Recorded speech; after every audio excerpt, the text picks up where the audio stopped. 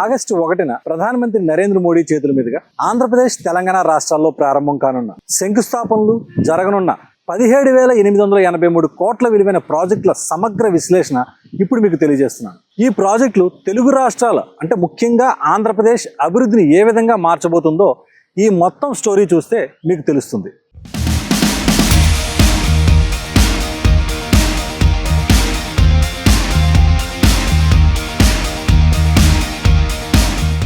August 1వ తేదీ ప్రధాని నరేంద్ర మోడీ చేతుల మీదుగా జరగబోయే ప్రారంభోత్సవ వివరాలు ఒకసారి చూస్తే ఇందులో మొదటిది 5,641 కోట్లతో నిర్మించిన అల్లూరి సీతారామరాజు అంతర్జాతీయ గ్రీన్ఫీల్డ్ విమానాశ్రయాన్ని జాతికి అంకితం చేయడం. ఇది కేవలం ఒక విమానాశ్రయం కాదు, ఉత్తరాంధ్ర అభివృద్ధికి ఇంధనం. విశాఖపట్నానికి అంతర్జాతీయ కనెక్టివిటీ పెరగడం ద్వారా ఐటీ, ఫార్మా, టూరిజం రంగాలు భారీగా పుంజుకుంటాయి. ఇది ఆర్థిక ప్రభావం అయితే, వ్యాపార కోణంలో చూస్తే కార్గో సేవలు మెరుగై ఎగుమతులు పెరుగుతాయి. స్థానికంగా వేలాది మంది యువతకు ఉపాధి అవకాశాలు లభిస్తాయి. ఇక మరో ప్రాజెక్టు ఖమ్మం దేవరాపల్లి గ్రీన్ఫీల్డ్ జాతీయ రహదారిలో రేచర్ల గురువాయిగూడెం మధ్య 752 కోట్లతో పూర్తి చేసిన ప్యాకేజీ 4 పనులను ప్రధాని నరేంద్ర మోడీ ప్రారంభిస్తారు. ఇదే రహదారిలో గురువాయిగూడెం దేవరాపల్లి మధ్య డిజైన్ మార్పు చేసి 926 కోట్లతో పూర్తి చేసిన రోడ్డును ప్రారంభిస్తారు. పూర్తయిన ఈ మార్గం ఆంధ్ర, తెలంగాణ రాష్ట్రాల మధ్య కీలక రవాణా వారధిగా మారుతుంది. పంటలు, పారిశ్రామిక సరుకుల రవాణా సులువవుతుంది. అదేవిధంగా 160 కోట్ల రూపాయలతో NH67లో పూర్తి చేసిన 4 లేన్ల అనంతపురం జిల్లా తాడిపత్రి బైపాస్ ను ప్రారంభిస్తారు. ఈ ప్రాజెక్టు ద్వారా అనంతపురం జిల్లాలో ట్రాఫిక్ కష్టాలు తీరడమే కాకుండా రాయలసీమ ప్రాంతంలో కనెక్టివిటీ మెరుగవుతుంది. అలాగే transmission system part A-B transmission స్కీమ్లో భాగంగా 4,370 కోట్లతో చేపట్టిన అనంతపురం 2,500 మెగావాట్లు, కర్నూలు 1000 మెగావాట్లు విండ్, సోలార్ ఎనర్జీ జోన్ ప్రాజెక్టులను ప్రారంభిస్తారు. ఈ ప్రాజెక్టు ద్వారా వ్యూహాత్మక ప్రాధాన్యత ఉంది. రాయలసీమను దేశంలోనే అతిపెద్ద పునరుత్పాదక ఇంధన అంటే రెన్యూబుల్ ఎనర్జీ కేంద్రంగా మార్చే అడుగు ఇది.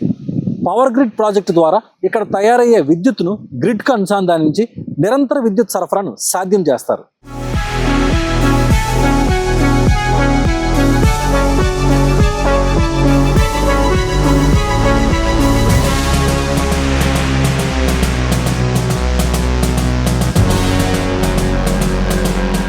ఇప్పుడు అదే రోజు ప్రధాని నరేంద్ర మోడీ చేతుల మీదుగా జరగబోయే శంకుస్థాపన వలన ఆంధ్రప్రదేశ్లో సెమీ కండక్టర్ల విఫలం రానుంది.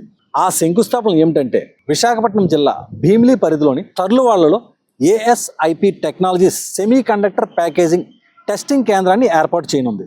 దక్షిణ కొరియాకు చెందిన APACT సంస్థ భాగస్వామ్యంతో ఈ యూనిట్ రూపుదిద్దుకుంటోంది. ఇందుకు రాష్ట్ర ప్రభుత్వం 30 ఎకరాలు కేటాయించింది. మొదటి దశలో 458 కోట్లతో చేపట్టే సెమీ కండక్టర్ యూనిట్ను శంకుస్థాపన చేయనున్నారు. గ్లోబల్ సెమీ కండక్టర్ మ్యానుఫ్యాక్చరింగ్ మ్యాప్లో విశాఖపట్నం నిలవడానికి ఇది తొలి అడుగు. దీనివల్ల ఏపీకి హైటెక్ పరిశ్రమలు తరలివచ్చే అవకాశం ఉంది. ఎలక్ట్రానిక్స్ రంగంలో స్థానిక యువతకు ఉన్నత స్థాయి ఉద్యోగాలు లభిస్తాయి. అలాగే 5,550 కోట్లతో power grid Kurnool 4 transmission limited చేపట్టబోయే ప్రాజెక్ట్ నిర్మాణానికి శిలాఫలకాన్ని ఆవిష్కరిస్తారు. 16 కోట్లతో NH565లో పెంచలకోన ఎయిర్పోర్ట్ మధ్య హై లెవెల్ వంతెన నిర్మాణానికి శిలాఫలకాన్ని ఆవిష్కరిస్తారు. ఈ 17,883 కోట్ల ప్రాజెక్టుల ద్వారా ఏపీ బహుముఖ వ్యూహంతో ముందుకు వెళ్తుంది అని నమ్మక తప్పదు. ఉత్తరాంధ్రలో భోగాపురం విమానాశ్రయం, భీమిలి సెమీ కండక్టర్ యూనిట్తో పారిశ్రామిక సర్వీస్ హబ్గా మారుతోంది. రాయలసీమలో మెగా విండ్, సోలార్ ప్రాజెక్టులతో దేశానికే గ్రీన్ ఎనర్జీ క్యాపిటల్గా అవతరిస్తోంది.